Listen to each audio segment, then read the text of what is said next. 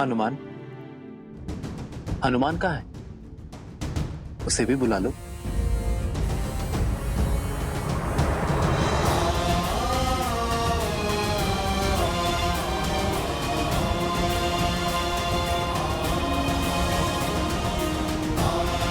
न जाने उन्हें आप पे किस दुख का आभास हो रहा था, क्या चिंता खा रही थी उन्हें, जो वो अकस्मात ही लक्ष्मण काका श्री से मिलने अयोध्या की ओर बढ़ गए। भैया, लक्ष्मण तो अयोध्या में है ही नहीं। यदि हनुमान जी को सत्य का ज्ञात हो गया तो? नहीं अर्थात कहाँ गए लक्ष्मण काका श्री? क्या हुआ उनके साथ?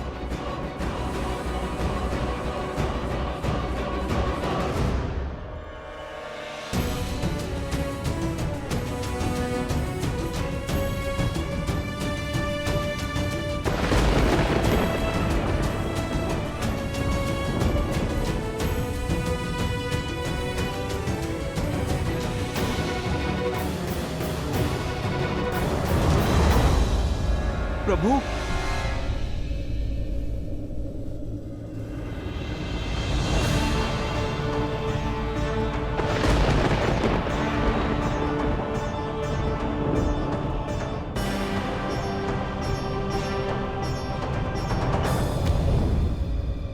प्रभु, प्रभु, प्रभु। भैया,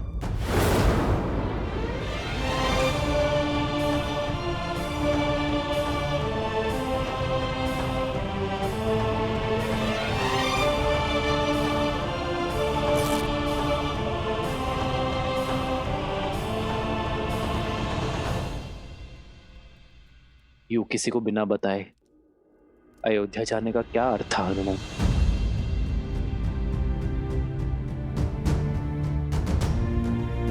मुझे लगा मैं तुमसे छुपा लूंगा, किंतु ये कैसे भूल गया कि एक भक्त की श्रद्धा में भगवान को विवश करने की शक्ति होती है।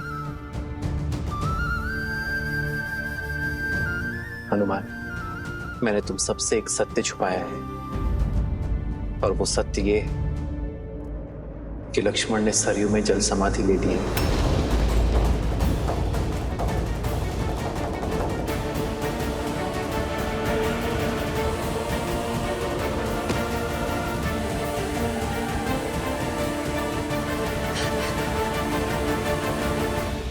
प्रभु, आपने लक्ष्मण भैया को रोका नहीं?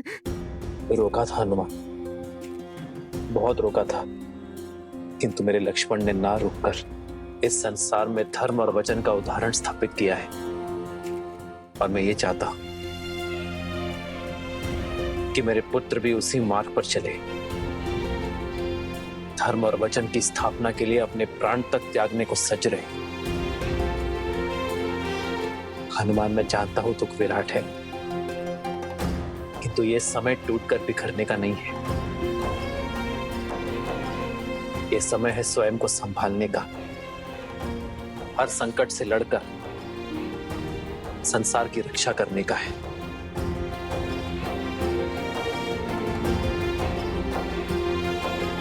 धर्म की स्थापना करना है, रघुकुल की रीत निभाना है। मेरा विश्वास करो हनुमान, और कोई समस्या नहीं है। ये अयोध्या और अयोध्यापति सकुशल है, इसलिए तुम चिंता छोड़ो और लवकुश के साथ दिग्विजय की यात्रा में आगे बढ़ो। नहीं प्रभु, आप मुझे स्वयं से दूरी का दंश मत दीजिए। प्रभु, आप मुझे अपने साथ रहने की आज्ञा दीजिए, आज्ञा दीजिए प्रभु। आप कहें या ना कहें, ये भक्त सब समझता है प्रभु। लक्ष्मण भैया के बिना आप कितने कष्ट में होंगे प्रभु। माता सीता, अब तो माता सीता भी नहीं है आपकी पीड़ा हरने के लिए। प्रभु, आप मुझे इस विकट घड़ी में स्वयं से पृथक मत कीजिए, मत कीजिए प्रभु।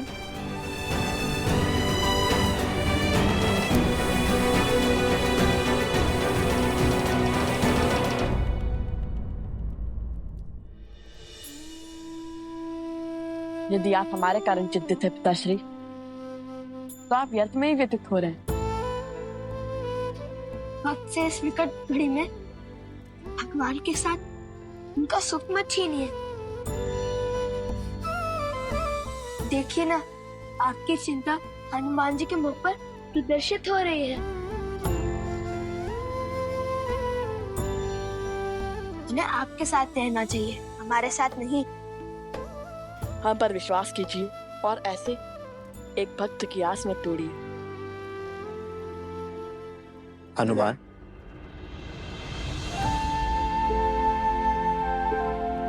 तो ठीक है, कल सूर्योदय होते ही हम पुरुषपुर की ओर प्रस्थान करेंगे, युद्ध का शंखनाद करेंगे।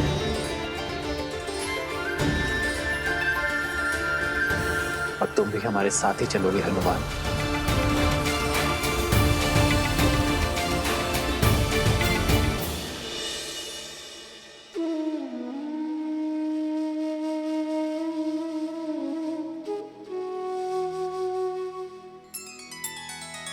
श्री रामचंद्र कृपालु भजु मन हरण भव भय दारुणम नव कंज लोचन कंज मुख कर कंज पद कंजारुणम। भगवान के अवतार का केवल नहीं गुणगान है, कैसे नारायण बने नर इसका पावन ज्ञान है। श्री राम श्री राम श्री राम श्री राम। आयुष्मान भव पुत्रो।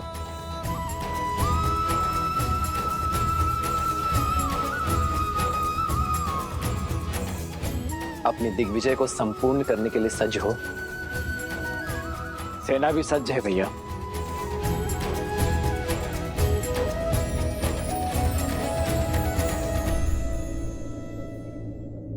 अपनी दिग्विजय की मद में रघुकुल की रीत, सूर्यवंश की कीर्ति को मत भूल जाना पुत्रों। ये सदैव स्मरण रखना कि विजय केवल शस्त्र से ही नहीं, चरित्र से भी होती है।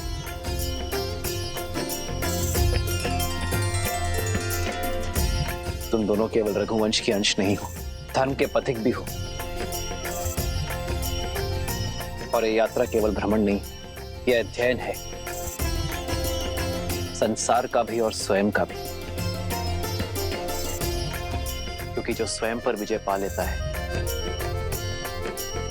उसे संसार कभी हरा नहीं सकता।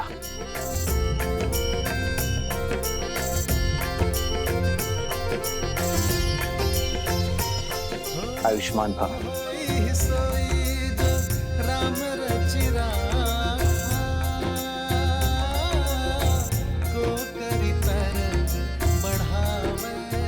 भरत, माताओं तक सूचना पहुंचा दी तुमने?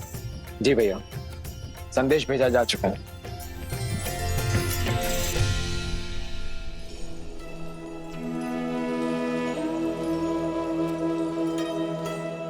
माता, पत्र आया है।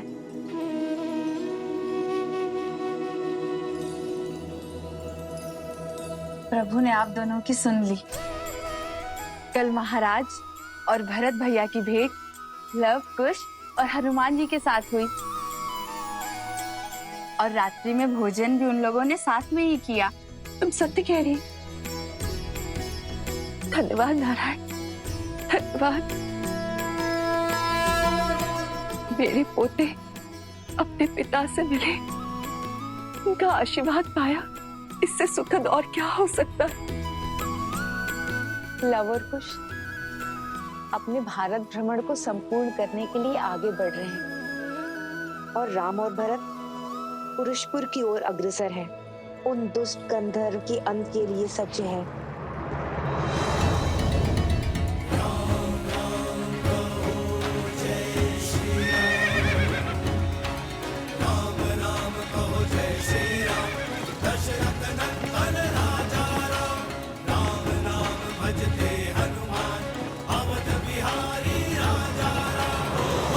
कुछ क्षण ही सही, मन की शांति के लिए शीतल छाया तो मिली। आपका कोटि कोटि आभार प्रभु।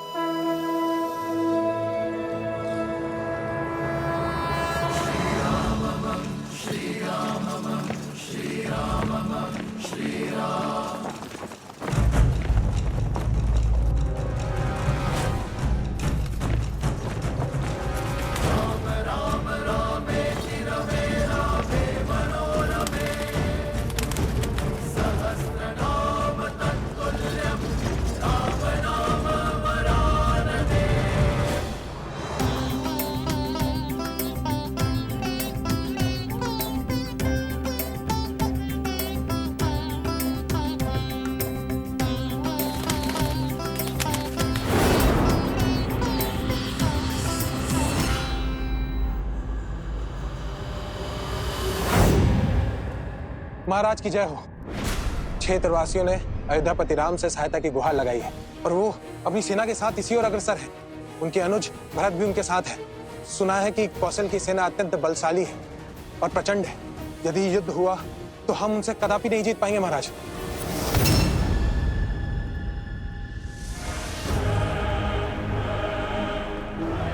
जिस सेना के विरुद्ध हमारी जीत असंभव है वो युद्ध भूमि तक पहुंचेगी नहीं।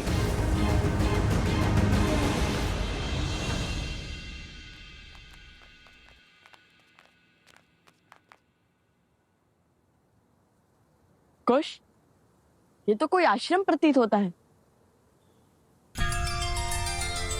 कदाचित आज भाग्य में किसी महान ऋषि से भेंट का आनंद लिखा है।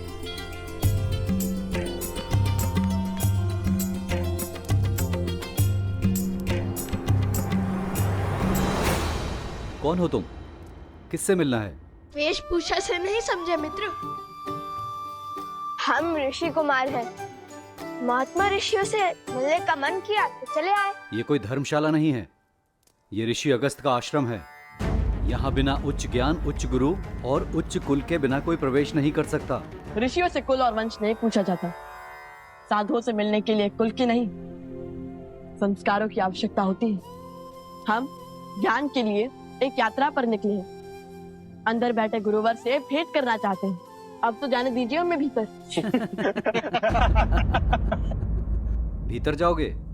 वो भी तुम दोनों? तुम दोनों इस क्षेत्र में रहने योग्य भी नहीं हो। गुरुवर के समीप जाना तो दूर की बात है। अरे बंधु, इतने सुंदर संसार में किस बात का रोष पाले बैठे हो? कोई समस्या है तो बताओ हमें। किसी ने दंड दिया है तो क्या सुनाओ? ये तो बड़े मायावी लगते हैं। इन्हें कैसे पता चला कि गुरुदेव द्वारा दंड स्वरूप हमें यहाँ पर खड़ा किया गया? पहेलियां मत बुझाओ, सत्य बताओ। तुम दोनों कैसे जानते हो कि हमें चिंता सता रही है? आपसे। मुझसे? भला मैंने कब बताया? समझ गया, ये दोनों केवल मायावी ही नहीं हैं, अत्यधिक चतुर भी हैं। ऋषि कुमारों के भेष में कौन हो तुम? सत्य कहो, अन्यथा संकट में पड़ जाओगे। अभी बताता हूँ। रुको। जो परिचय दिया है वही सत्य है। यदि मन में कोई शंका है तो मत मानो, किंतु हम ऋषि अगस्त से मिले बिना कहीं नहीं जाएंगे। ऋषि अगस्त के द्वारपालों को चेतावनी? रुको, अभी तुम्हें ऋषिवर के पास लेकर के जाते हैं। अब वही तुम्हारा सत्य से आवरण हटाएंगे। देखा मेरी चाल, लो भैया सज जाइए, ऋषि अगस्त से मिलने का सौभाग्य प्राप्त होने वाला है।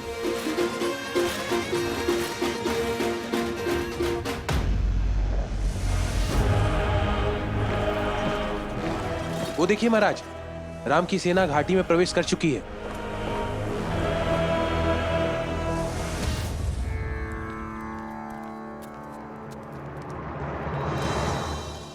गुरुदेव प्रणाम। गुरुदेव, ये बालक आपसे मिलने की हट कर रहे थे। वेश तो किसी ऋषि कुमारों वाला है, किंतु आत्मविश्वास किन्हीं राजकुमारों सा है। इतना अहंकार तो किसी मायावी दानव में नहीं होता जितना इन दोनों में है। जानते हो ये दोनों कौन है? अवश्य, मायावी धूर्त हैं दोनों। नहीं, अयोध्यापति श्री राम और देवी सीता के पुत्र लवकुश हैं। प्रभु श्री राम और सीता माता के पुत्र। हमें क्षमा कर दीजिए, हमें क्षमा कर दीजिए ऋषि कुमार, नहीं राजकुमार। आपको पहचानने में हमसे भूल हो गई। उठो उठो मित्र।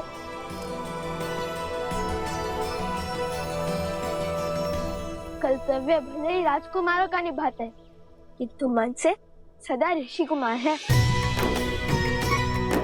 हम भारत भ्रमण पर निकले हैं। हर अंतर, हर भेद को समाप्त करने निकले हैं हम, ना कि उसे बढ़ाने या उसका बढ़ावा देने। अति उत्तम। तुम्हारी वाणी में तुम्हारे हृदय की पवित्रता झलकती है। भारत भ्रमण की इस यात्रा का उद्देश्य तुम्हारी चेष्टा से कहीं अधिक विशाल है। मुझे तो तुम दोनों की कब से प्रतीक्षा थी। हमारी प्रतीक्षा? तुम्हारा यहाँ आना मात्र संयोग नहीं है लवकुश, एक बहुत बड़ा युद्ध तुम्हारी प्रतीक्षा कर रहा है। एक असुर जो अपने मन में तुम्हारे प्रति द्वेष का दंश भरे बैठा है, वो तुम्हारे अंत को आतुर है। ये युद्ध साधारण युद्ध नहीं होगा। ये शत्रु तुम्हारे अन्य शत्रुओं से बढ़कर बलशाली है।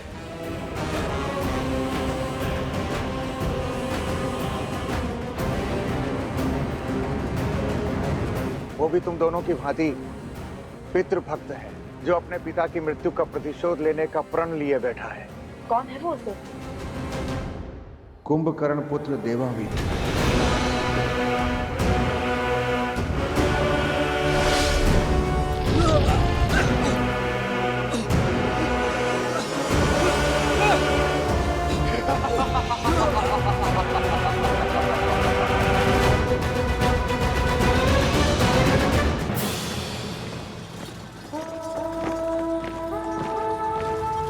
रुको, रथ रोको।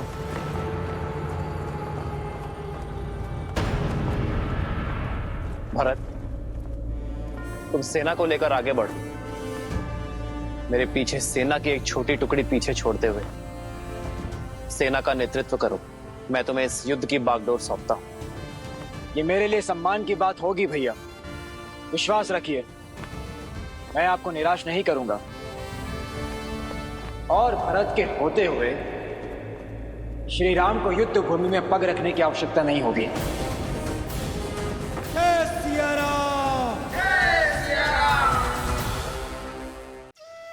महादेव, शत्रु की शक्ति और युक्ति जानते हुए भी श्री राम ने भरत को अकेले आगे क्यों बढ़ने दिया? वो उनके साथ क्यों नहीं गए? वो तो अंतर्यामी है, सब ज्ञात है उन्हें। आपके प्रश्न का उत्तर भी आपके प्रश्न में ही छिपा हुआ है। जो अंतर्यामी है, जिन्हें सब ज्ञात है, उनसे भला इस युद्ध के परिणाम और प्रभाव कैसे छिपे रह सकते हैं? किंतु संकट का आभास ही तो संकट को टालने में सहायक होना चाहिए ना। सच्चा नायक वो नहीं जो अपने शौर्य की ओट में संसार के प्राणियों को जीवन के संघर्षों से बचाए, अपितु सच्चा नायक तो वो है जो उन्हीं प्राणियों को जीवन के संघर्षों से जूझने के लिए सज्ज करे। जो पक्षी पवन के वेग की परीक्षा को पार न कर सके, वो भला आकाश का स्पर्श कैसे कर सकता है? श्री राम भी भारत के शौर्य को आकार दे रहे हैं।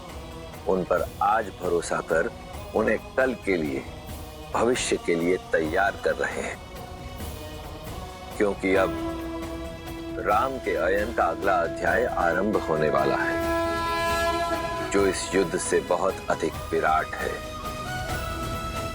जिसका उद्देश्य विश्व विजय नहीं, जगत का कल्याण है।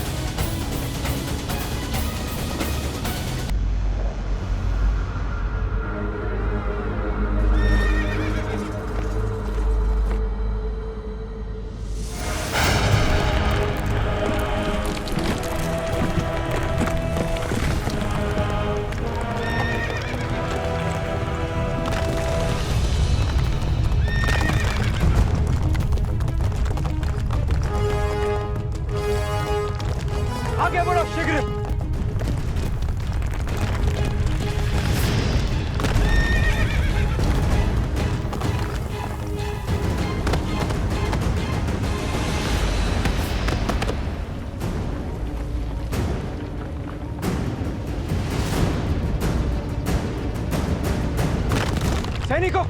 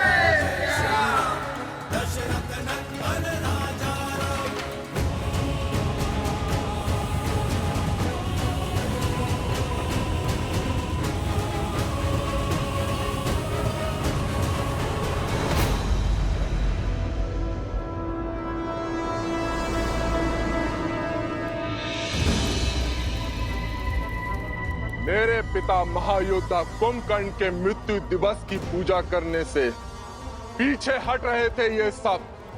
मैंने इन्हें ही मृत्यु का दंश दे दिया।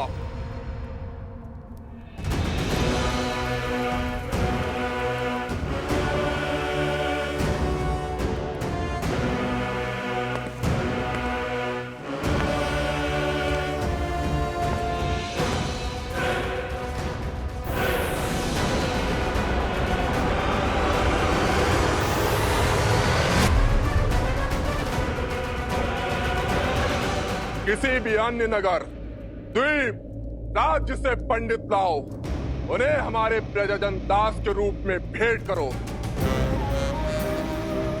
साम, दाम, दंड, भेद कुछ भी करके उन्हें यहाँ लाओ। जो वो फिर भी ना आए तो उन्हें कहीं और जाने की स्थिति में मत छोड़ो। मेरे पिता महान थे, शूरवीर थे, भ्रातृभक्त थे, किंतु षड्यंत्रकारी राम ने उनकी सांस और उनका सम्मान दोनों छीन लिए। आज नहीं तो कल उस राम को अपने किए का दंड भोगना ही होगा।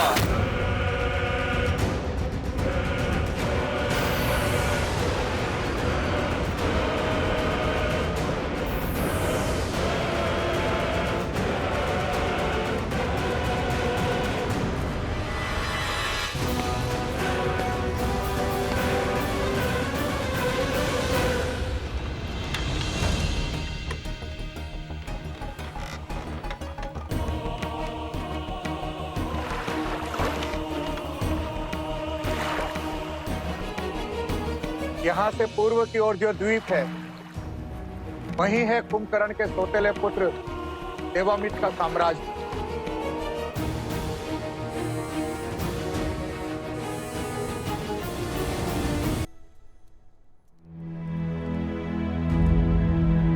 हनुमान, भरत के अकेले युद्ध में उतरने की चिंता सता रही है तुम्हें। ये रामायण उद्देश्यों का आयन है हनुमान, और मेरा एक उद्देश्य अभी शेष है। कैसा उद्देश्य प्रभु?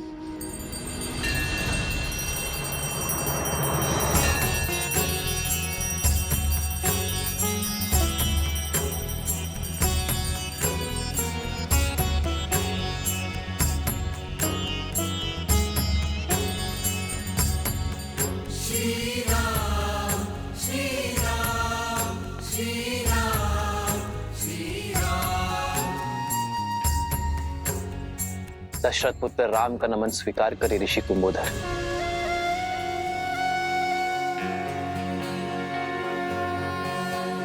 मेरा तप और भक्ति आपकी शक्ति बने श्री राम। आशीर्वाद के रूप में आपने तो संपूर्ण संसार दे दिया मुझे। याद था कि आप इसी मार्ग से जाने को हैं।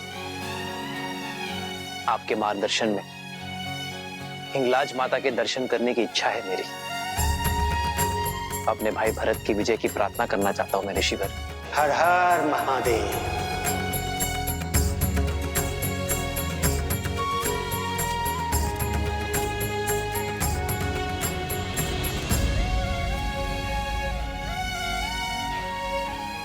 प्रभु मार्ग बहुत लंबा है और विकट भी। ऐसे आप बिना पादुकाओं के आप कैसे? जगत जननी के दर्शन करने जा रहा हूं मैं हनुमान। जितना कष्ट सहूंगा उतना ही उत्तम होगा, और फिर सुख की शैया से दुख की धरा में उतरने को ही तो संतुलन कहते हैं। मां के द्वार पर सब समान है। वहां ना ही कोई राजा है और ना ही कोई रंक, सभी याचक हैं, सभी श्रद्धालु हैं।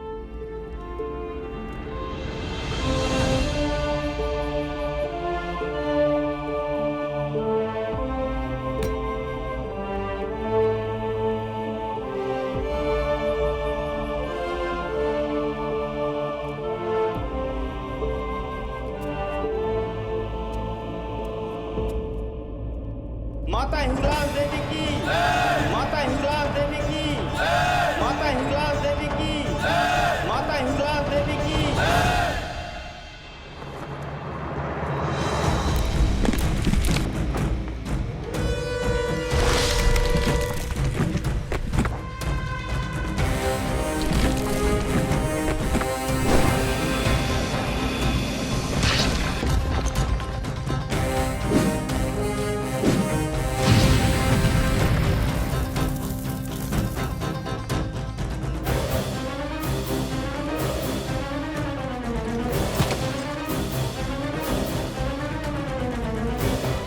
आगे बढ़ो शीघ्र।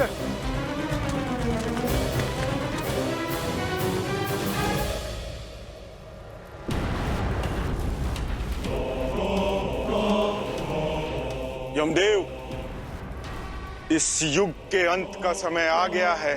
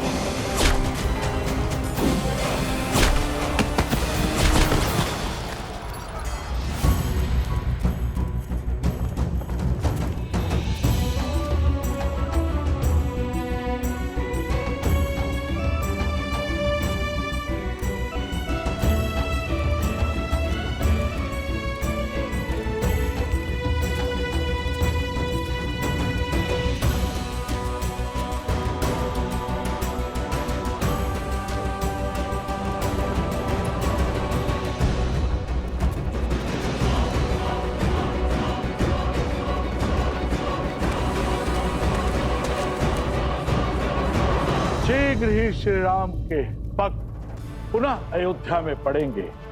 तब आपको उनके समक्ष जाना होगा काल पुरुष, और आप जैसे ही उनके समक्ष जाएंगे वैसे ही श्री राम विधि के विधान को समझ जाएंगे और अपनी देह को त्याग देंगे।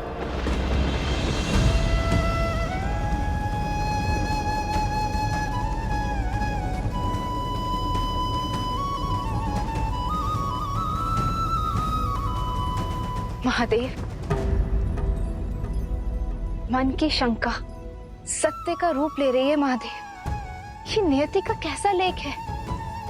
यहाँ लवकुश किसी अपरिचित स्थान की ओर प्रस्थान कर रहे हैं और वहां भरत अकेले ही इस युद्ध की बागडोर थामे खड़े हैं। एक और काल पुरुष और यमराज श्री राम के समक्ष जाने को सज्ज हैं, तो दूसरी ओर हनुमान श्री राम से पृथक होने को तैयार नहीं। राम का आयान अब क्या मोड़ लेने वाला है?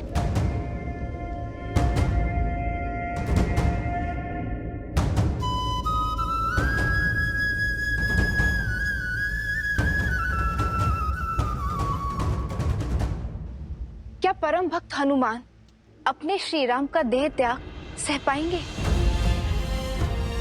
जब उन्हें ज्ञात होगा कि काल का चक्र स्वयं श्री राम पर ही चलने वाला है, तब हनुमान को कौन रोकेगा? कौन संबल देगा उन्हें?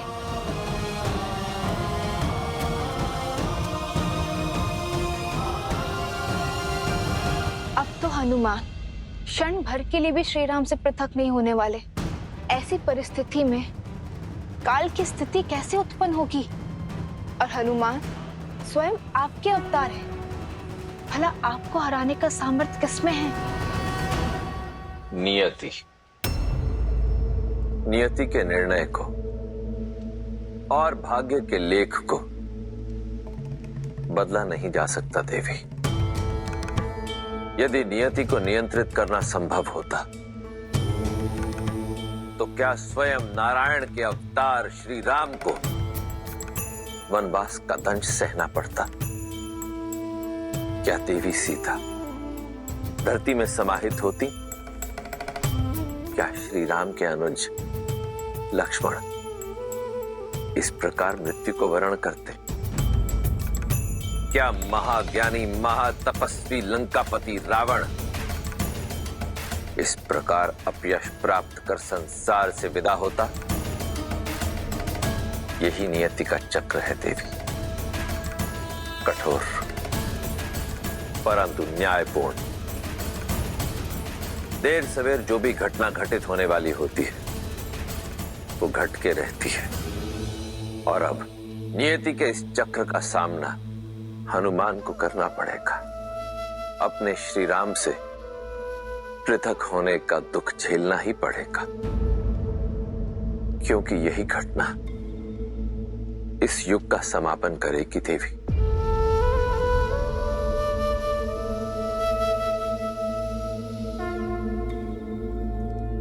हिंगलाज देवी की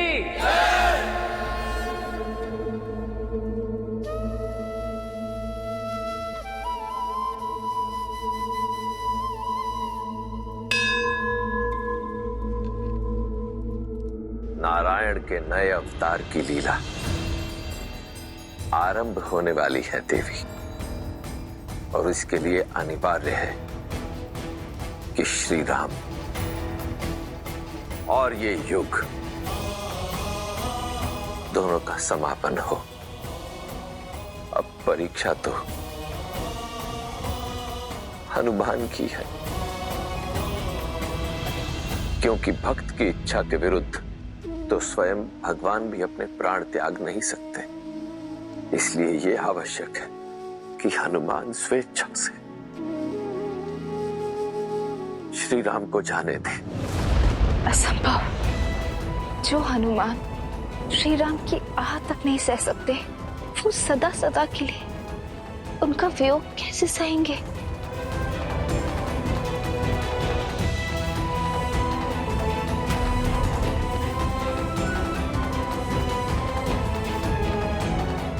हनुमान, मैं कुछ समय यही ध्यान लगाना चाहता हूं।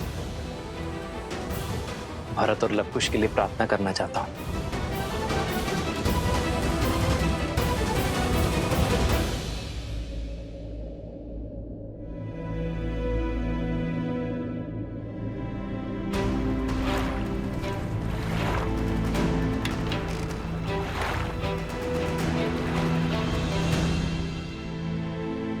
जब तक हनुमान श्री राम के साथ हैं, तब तक काल का उन तक पहुंच पाना असंभव है।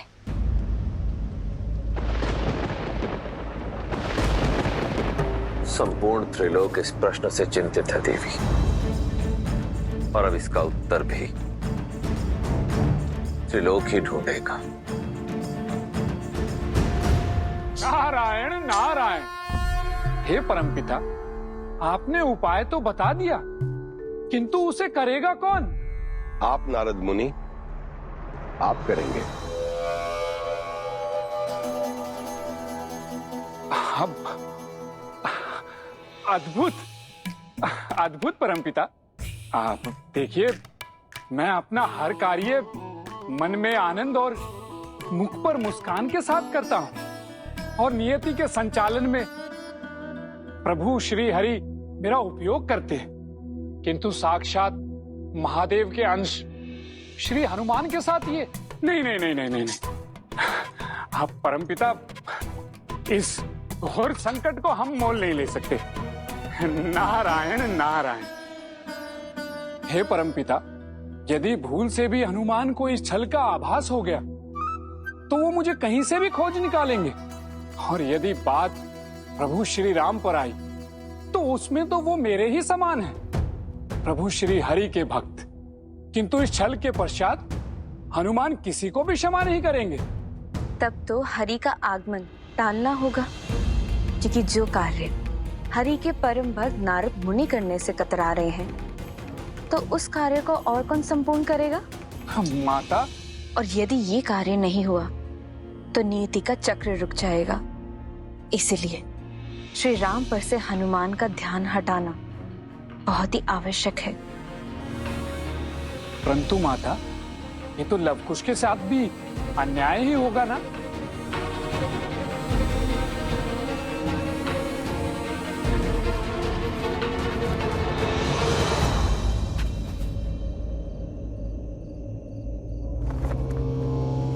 देवामिद बहुत बड़ा पितृभक्त है।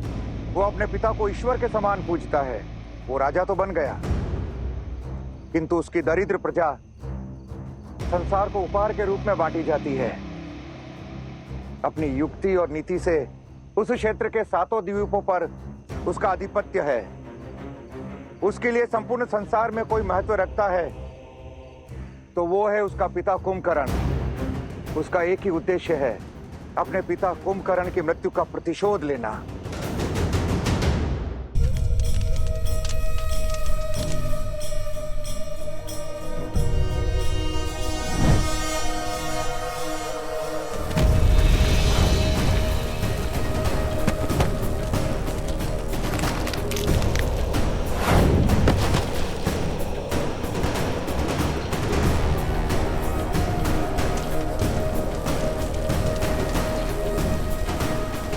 पिताश्री।